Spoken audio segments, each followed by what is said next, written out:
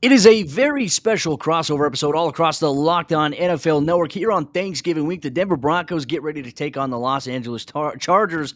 And to be able to break down this matchup, Sayre, Bedinger, myself, Cody Roark of Locked On Broncos are joined by Daniel Wade of Locked On Chargers. Dan, thank you so much for joining us here today, my man. Always excited to talk Broncos-Chargers football with you every single year. I always look forward to this. Yeah, I mean, it's going to be a close game too, right? As we kind of see it right now. And with the Chargers, it's kind of all they do is play in these close games. But anything inside the division, anything inside the AFC West, anything inside the AFC this year has been almost impossible to predict. It's been such a wild conference and a wild division where, even the Broncos right now are sitting like a game and a half out of first place. So, like, even though there's been a lot of weird games, not a lot of separation in that group. And I expect another close one this weekend. Definitely exciting. And it's going to be fun to see how different these two teams look. I mean, last season, it was a completely different Denver Broncos team led by Drew Lock and a number of really big injuries on both sides of the ball this season.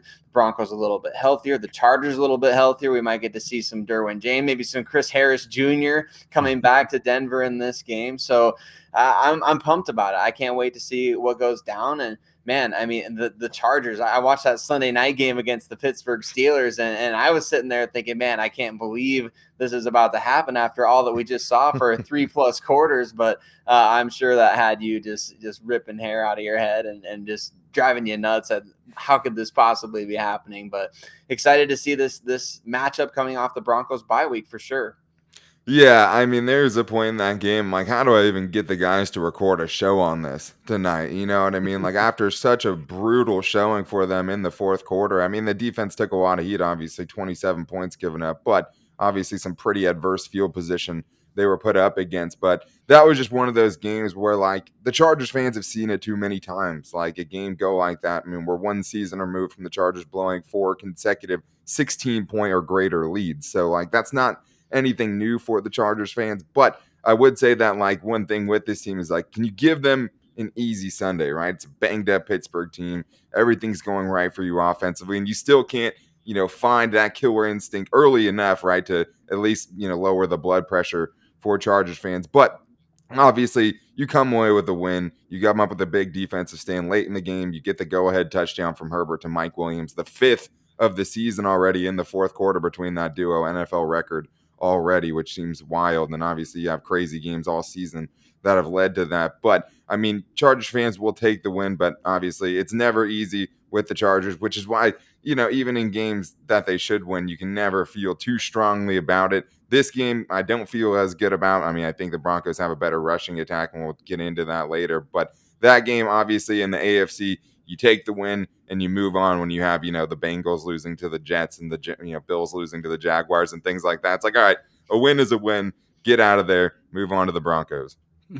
Well, speaking of that, too, I really wanted to highlight Justin Herbert's performance on Sunday. I mean, 90 yards rushing for a guy that nobody thought would have 90 yards rushing ever in a game, not to mention his output from a throwing standpoint, connecting with Keenan Allen and Mike Williams, as mentioned, in that fourth quarter. What has been the story so far, Daniel, here of this Los Angeles Chargers football team? Because I think if anybody who hasn't been watching them, they're going to go back and they're going to look at games that they've won. They're going to look at games that they've lost by, 3 points or less.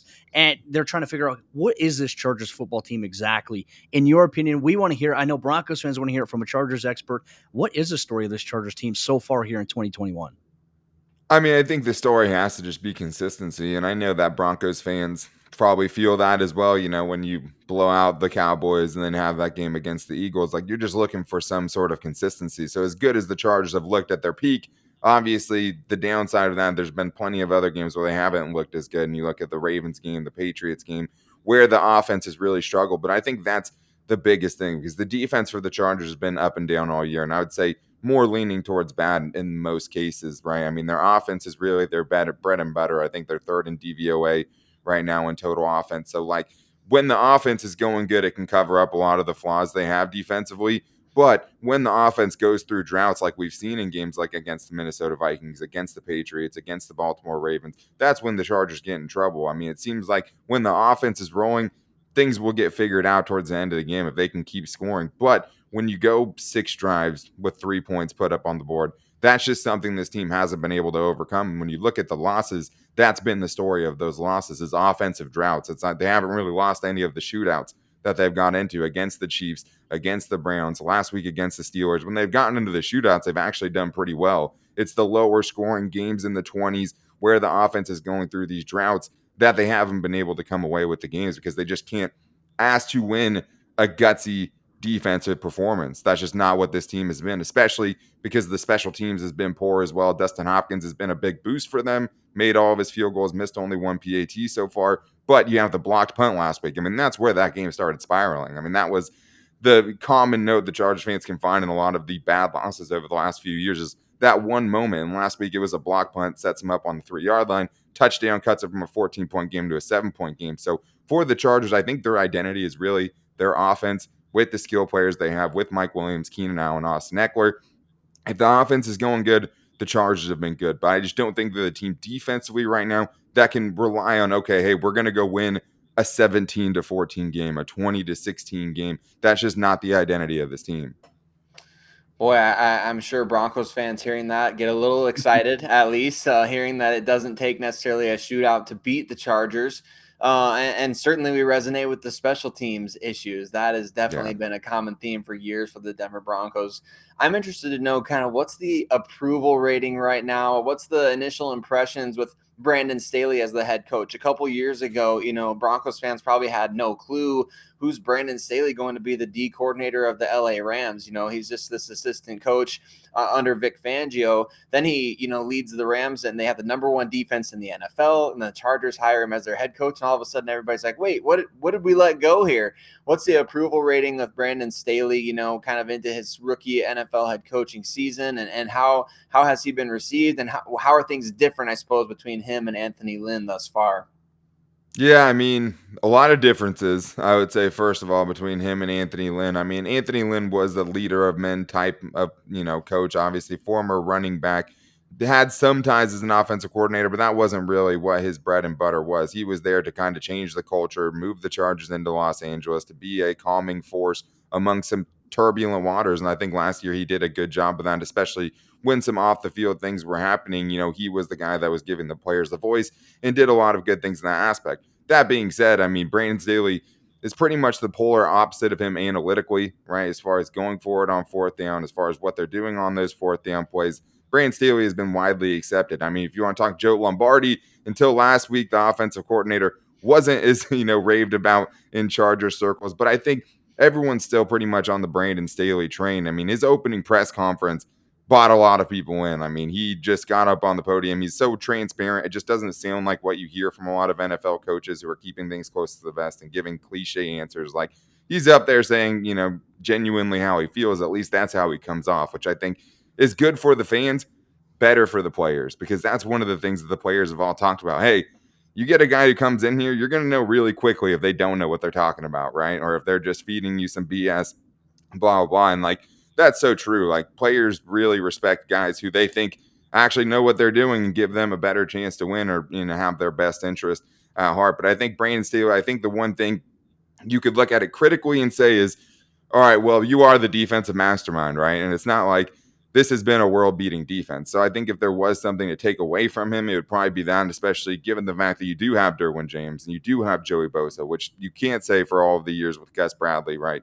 under the former regime. And, like, if you have those two guys out there, no matter what else is out there, obviously a lot of factors there, but, like, you should be able to make it work. You should be able to come up with something to really, make this at least a formidable defense. And so far, it really hasn't been that for long stretches. So I think that would be the one knock. But as far as buy-in from the fans, buy-in from the Chargers players, I think he's definitely done that in spades. I mean, I've definitely been impressed with him in wins and in losses, just the way he kind of reacts to it, the way the players react to him when they're winning games. I think he's been a really good hire for the Chargers. Obviously, it's way too soon to tell at this point, but I really like what he's been able to do so far.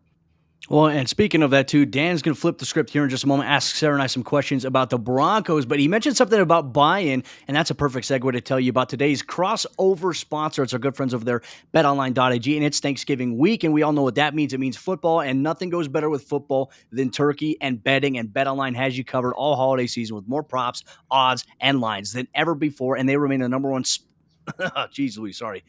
And BetOnline remains your number one spot for all things sports action this Thanksgiving. You can head to the website or the updated desktop, and you can check it out, betonline.ag today, and you can sign up. And when you sign up, make sure you use promo code LOCKEDON. That's going to get you a 50% welcome deposit bonus day. Once again, promo code LOCKEDON gets you a 50% welcome deposit bonus day. And it's not just football, it's basketball, it's boxing, UFC, MMA action, and your favorite Vegas casino games. So don't wait to take advantage of all the amazing offers available for the 2021 season. BetOnline is the fastest and easiest way to bet on all your favorite sports action. BetOnline, we're stuffed with deals this Thanksgiving. All right, guys. Well, back here with this Locked On Chargers, Locked On Broncos crossover in a week where it's Thanksgiving, right? Shortened week. We're obviously doing the show a little earlier than we normally would, but I think there's a lot of things that for this game we can really pick apart and kind of see how it might play out going into Sunday, given the strengths and weaknesses of these teams so far. So, first of all, I think the biggest thing, I mean, if I were the Broncos, I mean, I'm always looking at it as like, all right, what am I afraid that the Broncos are going to expose, right? And I think for this game, it's the Broncos running attack. I mean, Javonte Williams, my favorite running back coming out of the draft, and that's, including Najee Harris. I like both of them, but I mean, I just love the way that dude plays. And obviously a guy that Chargers fans are very familiar with Melvin Gordon. So Cody, obviously, their rushing attack has been better than the Steelers. So it's hard to take a lot of wins away, especially with how that game played out. The Chargers run defense is a lot better in that game. And obviously now we know this week, Linval Joseph, the anchor for the Chargers defensive interior, will miss this game with COVID-19. So that's going to be a big loss for the Chargers. But obviously the Broncos have been a team where it's not just about the running attack, right? It also has to do with Teddy Bridgewater. So when you're looking at this game, do you think it's more important for the Broncos to have a dominant rushing performance, or do you think it's more important that Teddy Bridgewater just makes the key plays down the stretch to not lose the game or to go win the game for the Broncos? Well, we've been a big believer here on this podcast of saying run Broncos run with both Melvin Gordon and Javonte Williams, because when the Broncos have a rushing rhythm with those two guys, it works, but then they go away from it. And a lot of it is when they go away from it, they do exactly what we were talking about with Teddy Bridgewater, trying not to make the mistake that loses the game, but it's not efficient enough for the Broncos because they face a lot of third down situations. They're one of the poorest teams in terms of third down conversion to a first down in the National Football League. Against the Eagles just about a week and a half ago, Denver was 1 for 11 on third down. And a lot of that was equated due to them not running the football. They would pass it a lot on third down. And when obviously you're facing third and medium, third and long, you're not going to run the football that well. So that was something I think is a little bit frustrating for Broncos fans. And we've been talking about on the podcast, you have Courtland Sutton, Tim Patrick, two guys who just got a massive contract extension, are downfield threats, and you're not targeting those guys. And I think that's a little bit of an issue here. So for me personally in this game, I want the Broncos to run the football with Melvin Gordon, Javonte Williams. And look, I would love for them to open up the game with Teddy Bridgewater taking a shot deep downfield for Tim Patrick or Courtland Sutton fresh off the contract. But, what we've seen so far in film, we may not see that. So run the football with these guys because it has proven to be effective. And we firmly believe here, and I think I feel comfortable speaking for Sayre, that the Broncos' offensive identity should be to run the football first. And you have these workhorses, these guys that make plays. Now, you do have to do a better job of holding on to the ball. They each had a couple of fumbles this season, and that's been a little bit of an issue in the last couple of weeks. But for the most part, they've done a really good job running the ball. I got to go with that. Yeah, and it seems like the obvious thing. And the Chargers' run defense, even missing a lot of guys last year, has looked at least improved. The last 4 games have only allowed 3.7 yards per carry, which when you were allowing, over 6 the first few games of the season, you'll take whatever you can get. But I do like that transition there with those wide receivers because obviously the Broncos locked up a very young, very exciting wide receiving core. Obviously, they got Tim Patrick signed to an extension right after they get Courtland Sutton on the extension. And now you lock up the core of those guys and KJ Hamler and Jerry Jeudy, which is a really, really nice young core. I mean, all guys I'm pretty big fans of, especially Tim Patrick, unsung hero, I would say, for that team in a lot of ways. Whenever I watch the Broncos, I feel like he's making plays for them. But this is a very exciting division already. You got Patrick Mahomes. You got Justin Herbert, Sayre. I've seen Cody's thoughts on this, but that looks like an intentional ploy by a new GM. Like, hey, we got the weapons ready to go, and this is not meant to disparage Teddy Bridgewater or Drew Lock in any ways, but do you think this is something, a clear bat signal being put out there that they're trying to bring in a big-time quarterback this offseason to make this an even more loaded AFC West? Yeah, I definitely do think so. I don't know what exactly George Payton might have up his sleeve. We had all those rumors on draft night about Aaron Rodgers, and there was rumors about, the Broncos maybe made an offer or at least checked into the price pretty seriously about Matthew Stafford. And they've been connected to just about every quarterback since Peyton Manning retired, right? Even Tony Romo before he accepted the job with CBS. I mean, there was a great era of when Tony Romo was the Denver Broncos quarterback in all of our minds. So, but I do think that that's definitely going to be the route they go. George Payton has talked about the fact that he's using John Elway this year as really a sounding board. And I think that you're seeing a bit of just that transition from, George Payton taking the mantle from John Elway, re-signing a few of the best moves that John Elway has made in the post-Peyton Manning era, Justin Simmons, Shelby Harris, and obviously now the two receivers. But one of John Elway's big-time calling cards was he was always interested in those veteran QBs, ironically, up until the year that Tom Brady became available. So I think that it's definitely something that I think Elway is going to be, if he leaves Peyton with anything, he's going to leave him with be aggressive, go out and get your Peyton Manning. And I know that's easier said than done, but man, it does feel more like, I heard somebody put it this way one time, like quarterbacks in the NFL are kind of becoming more like stars in the NBA, where they can sort of just dictate where they want to play. We saw Deshaun Watson try to do it before his off-field stuff came up. Russell Wilson put out there the teams that he would want to play for. Obviously, Aaron Rodgers in this whole offseason deal. So I think there's a better chance the Broncos could acquire a really good veteran than in years past. And obviously, you mentioned why they need to do it. Justin Herbert and Pat Mahomes. Those are the two main reasons why you go out and you get that veteran QB that can put you over the top.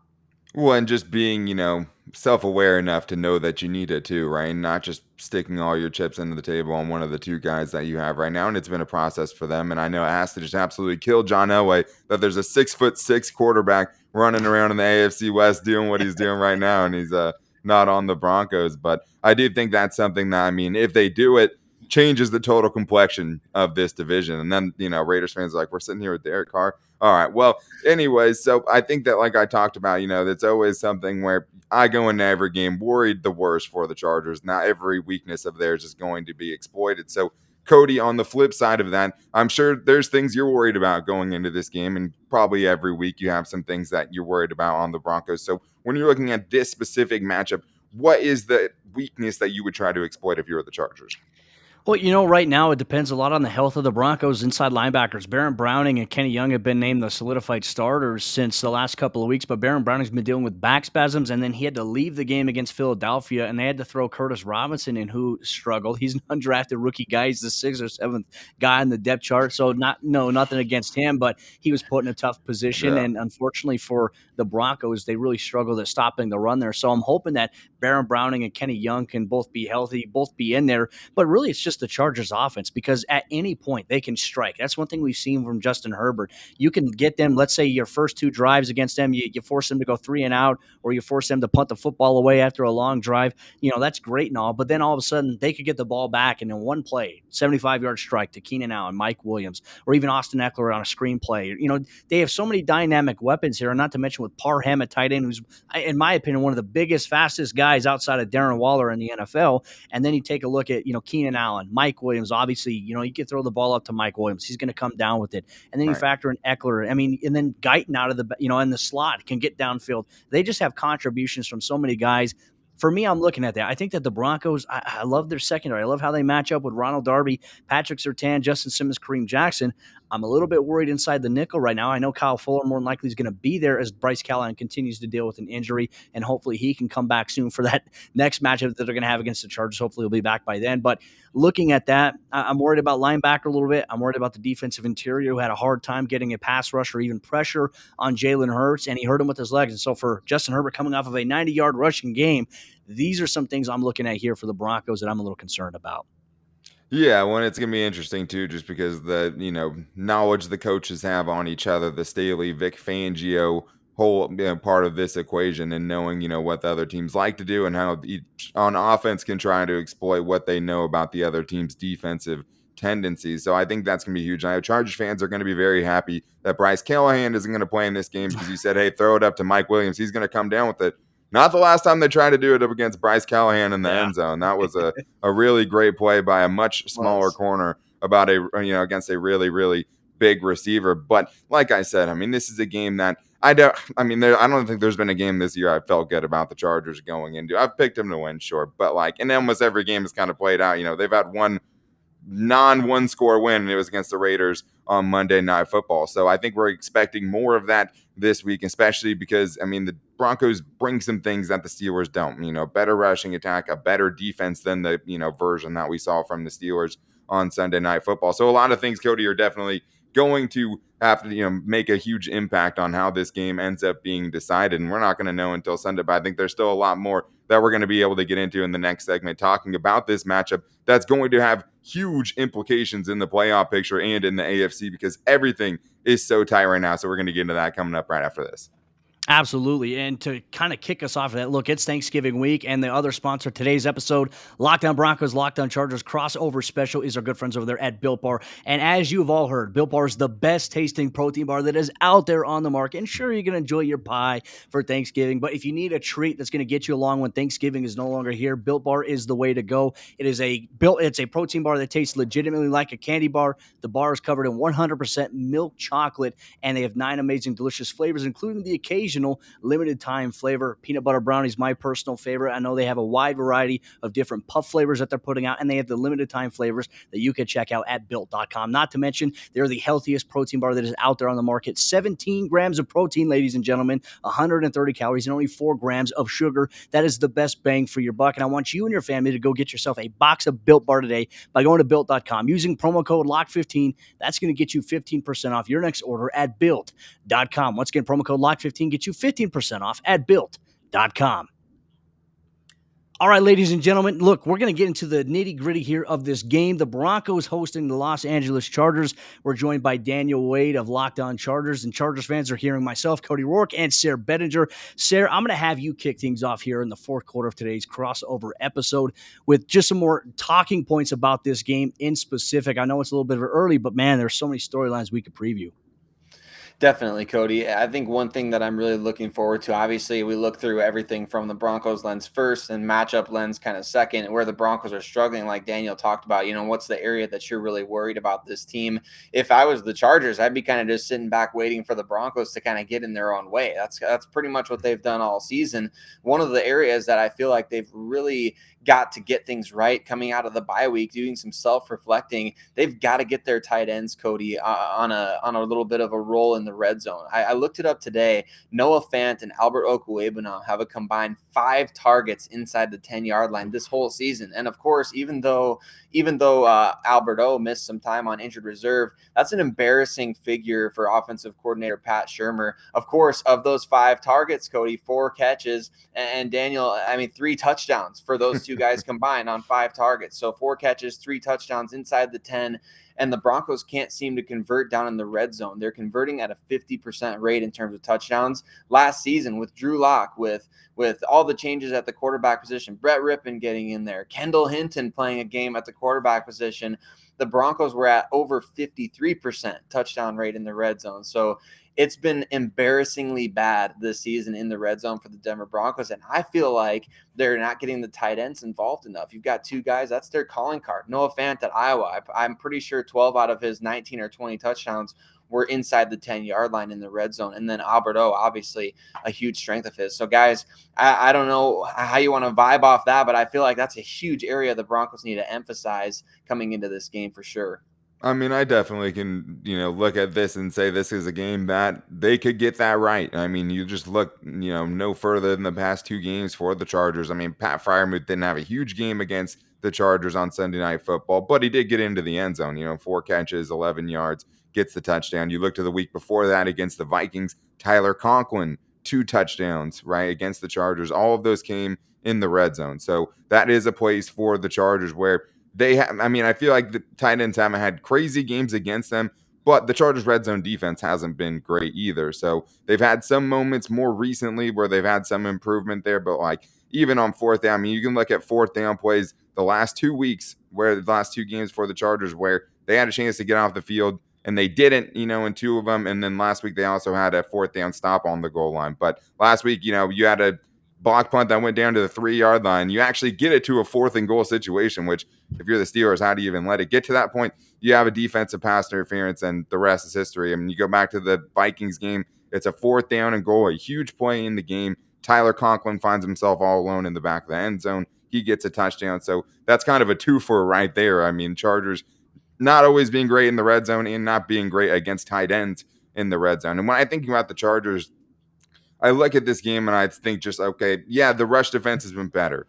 Still going to be a lot of young players out there. I mean, Linval Joseph will miss this game. You're probably going to get Jerry Tillery and Christian Covington, two of your top 4 interior defensive linemen back this week off the COVID-19 list. But one thing I would say about that is bringing Jerry Tillery back doesn't necessarily make you better against the run. I mean, honestly, I do think he's been a hindrance to the Chargers' run defense this year, even as a first-round pick. I know they want to get him out there. I'm kind of hoping that he comes in more as a situational guy in this game. I mean, now he's been out. You have an excuse to work him back into things, so to speak, because what we saw last week is 3 guys from the practice squad come up and, put together one of the Chargers' most impressive run defense games of the season with, guys like Braden Fehoko and Forrest Merrill. So I think that's something that you feel better about than you would for most of the season as far as the Chargers run defense. But Cody, on the flip side of that, one of the things I kind of warned Charger fans earlier on in the season is how much is this secondary kind of getting away with things because the Chargers run defense is so bad, right? And that's one of the things where they were giving up so many rushing yards that you look at just the raw totals of passing yards against them and you weren't seeing anything wild. You were seeing one of the best teams in the league. But what you've seen the last couple of weeks is the Chargers secondary getting torched by Justin Jefferson and Adam Thielen. Last week, you see them get torched by Deontay Johnson and Chase Claypool to some extent. And both of those guys, really against the Chargers second, third, and fourth corners really got whatever they want. I mean, Michael Davis was a big addition to bring back. He gives up 7 out of 10 targets for almost 100 yards and a touchdown. And that was the guy you gave the, offseason extension to. So, that's the concerning part because I do think for the Broncos, Cody, it's yeah, you want to run. But at the same time, if you're looking at what the Chargers' biggest weakness has been the last couple of weeks, it's those one-on-one matchups with guys like Chris Harris Jr. getting beat, guys like Tavon Campbell getting shredded against the Vikings, guys like Michael Davis coming back and not being as good, especially because somehow, and you guys might feel this a little bit, the Chargers' rookie corner has been their best corner this year. Asante Samuel Jr. has been the Chargers' best corner. He's been their most consistent playmaker, making plays on the football. He's out this week. He just had his second concussion in the last month. Very scary situation for a very young, talented player, and the Broncos have one themselves in Patrick Surtain II. But that's kind of the weird thing with this team is obviously the strengths and the matchups would run the ball against the Chargers, but recently it's actually been the wide receivers that have been making big plays against them. Well, and that's kind of the weird dilemma that we're in here, and this will obviously help us wrap up today's episode show. But looking at that, what you had mentioned about the Chargers secondary, when we look at the talent that the Broncos have at wide receiver, they simply just don't go downfield enough, and they only go downfield a couple of times. But Teddy Bridgewater's been highly inconsistent on passes, past 10 yards. Against the Eagles, he had 2 passes that traveled 10 yards or greater. That's not going to get it done in the NFL, specifically when you have guys like Tim Patrick, Cortland Sutton. But it's so crazy, though, because what Broncos team is going to show up against the Chargers, right? Because the Broncos went on the road against the Cowboys, absolutely smacked them. Tim Patrick had a downfield bomb of 44-plus yards. He had a touchdown against Trayvon Diggs. And you're all of a sudden, you're wondering, how come the Broncos don't go downfield more? It's been this conservative. If it's 3rd and 7, Teddy's going to throw it 4 yards and hope that the guy gets the first down. But this is where I think that these 2 weaknesses for both teams, I think it becomes the glue as to hey, this could go either way here. Who's going to turn it into a strength in this game? And I know that's something that we're looking forward to in Broncos country. I know Chargers fans are looking forward to seeing how things go this Sunday when the Denver Broncos host the Los Angeles Chargers in Power Field at Mile High. And just a reminder, we want to thank all of you for tuning in to this crossover episode. Thank you for making Locked On Broncos, Locked On Chargers your first listens of the day, every single day for your respective fan bases. And we want you all to have a very happy Thanksgiving with your friends and your family. It means a lot that you listen to us talk football every single week. We can't wait for Sunday. Daniel, it was great talking with you. Sayre, great seeing you as always. Broncos country, Chargers fans, appreciate you. Look forward to interacting with all of you during the game on Sunday.